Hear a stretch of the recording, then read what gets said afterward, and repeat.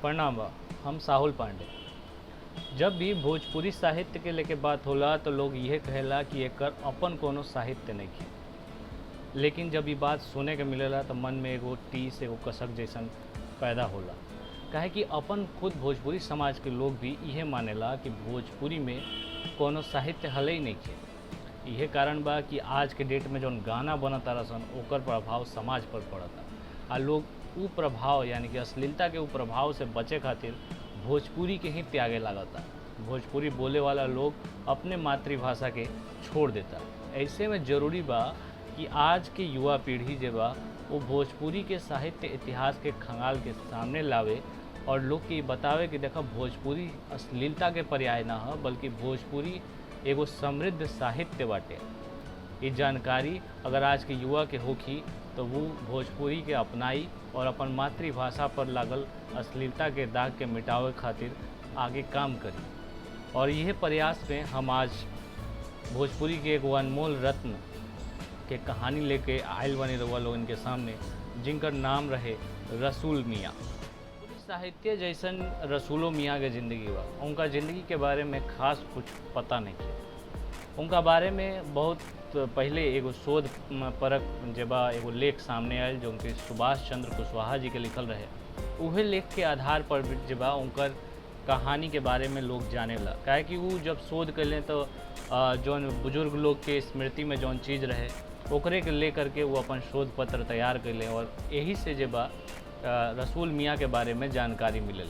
वो अपना शोध पत्र में कहले कि भोजपुरी के शेक्सपियर भिखारी ठाकुर जौन नाच नौटंकी के इतना फैलौले और जकरा के लेके उनका के शेक्सपियर कहल गई भोजपुरी भाषा के, उहे परंपरा के रसूल मियाँ जबा पिता रहे। रसूल मियाँ जौन समय में रहे उस समय के खाली वो राजनीति के देखत ना रहे बल्कि ओकरा के समझत रहे और अपन नाटक कविता या फिर गाना के जरिए जबा ओकरा के जन तक पहुँचावत रहे और जन जागृति के काम करत रहे।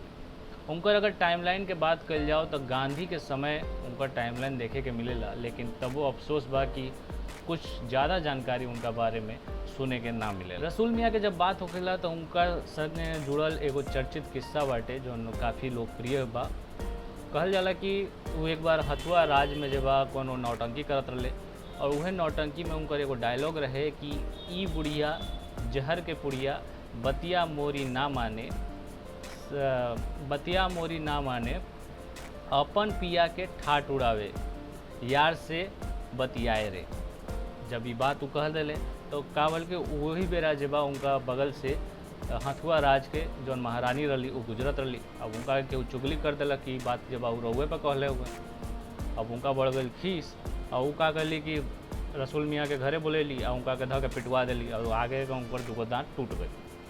अब भले कोनो नॉर्मल आदमी रही तो वो कही वो महारानी से भले पिटा गल चुपचाप चल जाए, लेकिन रसूल मियाँ उमें के ना रहे। वो पूछ दिले कि महारानी का भइल रहुआ, हमरा पिटनी काहे पिटवनी लोग से, हमारे दूगो दांतों तोड़ देनी रहुआ। तब ए पर रानी कहली कि तू हेंगा हेंगा बात रख हो, तू हमरा ऊपर कमेंटबाजी कैला हुआ।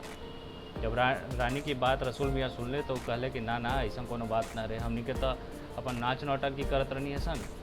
उसमें जब ये डायलॉग रख तो हम बात हमें बोलनी है। जब रानी के सारा बात पता चलल तो उनका ऊपर साफ गोई जब बड़ा पसंद आयल और उससे खुश होकर रानी जब उनका के इनाम के तौर पर बहुत सारा ज़मीन जब दिली। तो ये वो किस्सा बा जौन आम तौर पर रहुआ बुज़ुर्ग लोग से रसूल मियाँ के बारे में सुने के मिलेला। रसूल मियाँ के जन्म के लेकर के कहल जाला कि वो गुलामी के समय यानी जब अंग्रेज़ के दौर रहे तब पैदा भल रहे। उनका बारे में जो सटीक जानकारी मिलेला वो ये मिलेला कि भिखारी ठाकुर से लगभग 15 साल पहले उनकर जन्म भर है। मतलब वह कह सकते हैं कि 1872 के करीब उनका जन्म भर है। उनकर जन्म जब गोपालगंज जिला के जिगना मजार टोला में जब उनका जन्म भर है और उनका विरासत में कहल जाओ तो उनका पापा से उनका विरासत में जो मिलल रहे वो नाच गाना मिलल रहे। साथ ही उनका जो बाबूजी रहे वो कलकत्ता छावनी में जब बावर्ची के भी काम करते रहे। तो ये से उनका खातिर जब कलकत्ता के जो परिवेश रहे उनका खातिर कोनो ज़्यादा अनजान ना रहे, वो से ज़्यादा बहुत ज़्यादा परिचित रहा।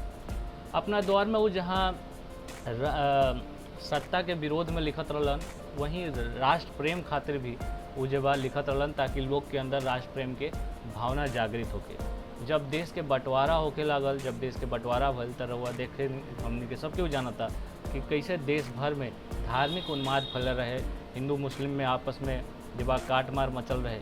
उस समय रसूल मियाँ जब बंधुत्व के और भाईचारा के जब संदेश अपन लेखनी के जरिए दिलन और उका लिखत सुनी जरा।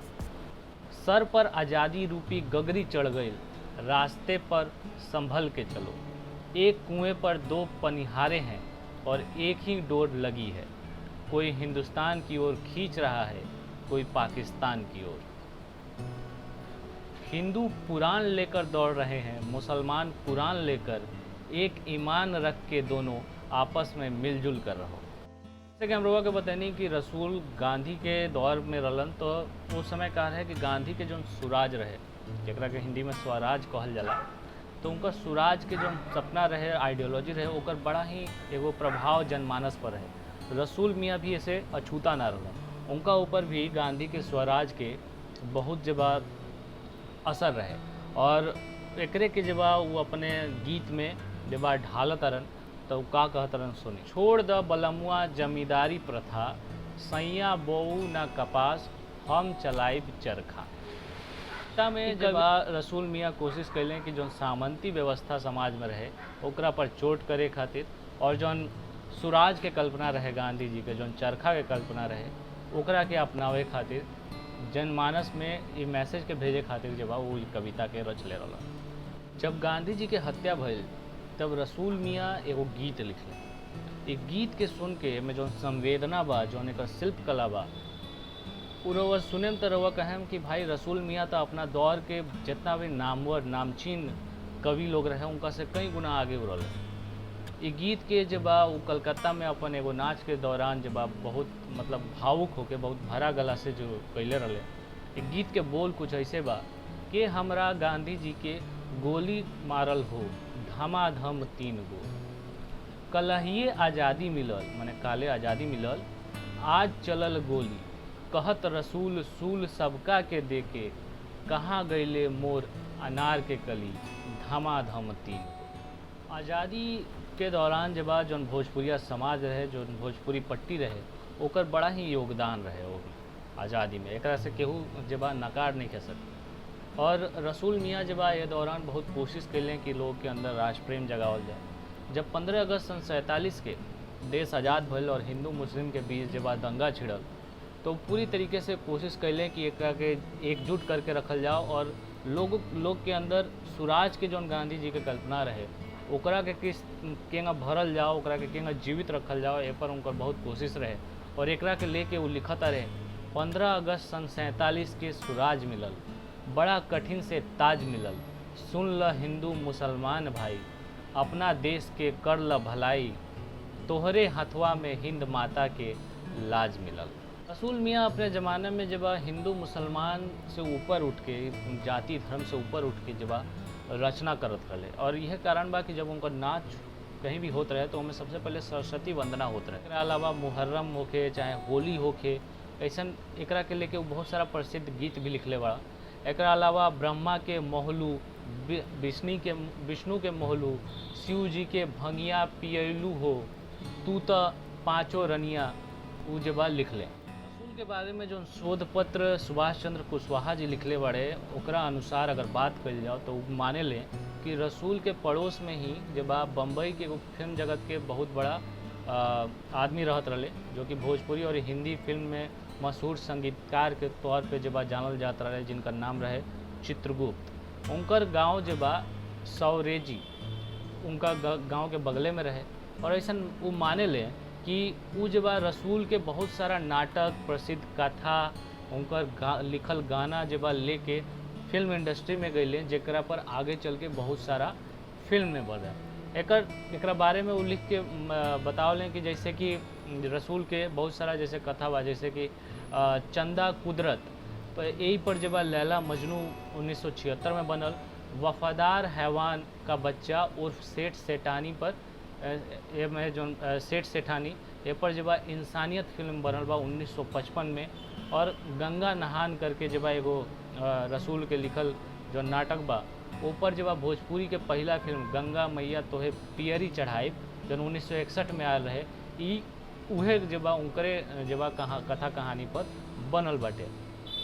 ई बड़ बात ई बा कि सब फिल्म में जब जो संगीतकार रहे वो चित्रगुप्ते रहे, और हालांकि चित्रगुप्त उनकर कला के, उनकर संस्कृति के, उनकर जो लेखनी रहे ओकरा के बहुत आगे पढ़े हुए, लेकिन ये फिल्म से रसूल मियाँ के कोनो फायदा ना भल, काहे कि उनका कोनो क्रेडिट ना देवल गई। मियाँ के प्रमुख नाटक की अगर बात कल जाओ तो मैं गंगा नहान, आज़ादी, वफादार हैवान का बच्चा यानी उर्फ सेठ सैतानी एक नाम रहे, सती बसंती, सूरदास, गरीब की दुनिया 52.5 लाख, चंदा कुदरत, बुढ़वा बुढ़िया, शांति, भाई विरोध, धोबिया धोबिन आदि जैसे उनकर प्रमुख रचना रहे। ऐसा मानल जाला कि उनकर जो मृत्यु बा 1952 के में जब कोनो दिन में जो सोमवार के दिन रहे वो बेरा भयल रहे। इस सब के अलावा जब रसूल एक और बात ला फेमस बाड़े, कहल जाला भोजपुरी समाज में रसूल के राम।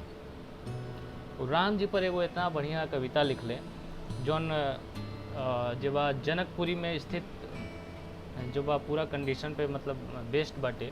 कहल जाला कि जब राम के शादी होता और शादी के समय के गाना बाटे जौन रसूल मियाँ अपना गायकी के थ्रू, अपना कविता के थ्रू जब प्रस्तुत कैले, उनमें वो लिखत रहे कि गमकता जगमगाता है अनोखा राम का चेहरा, जो देखा है वो कहता है रमेती राम का चेहरा। रउआ ही गाना जब यूट्यूब पर सुन सकत बानी चंदन तिवारी के आवाज़ में।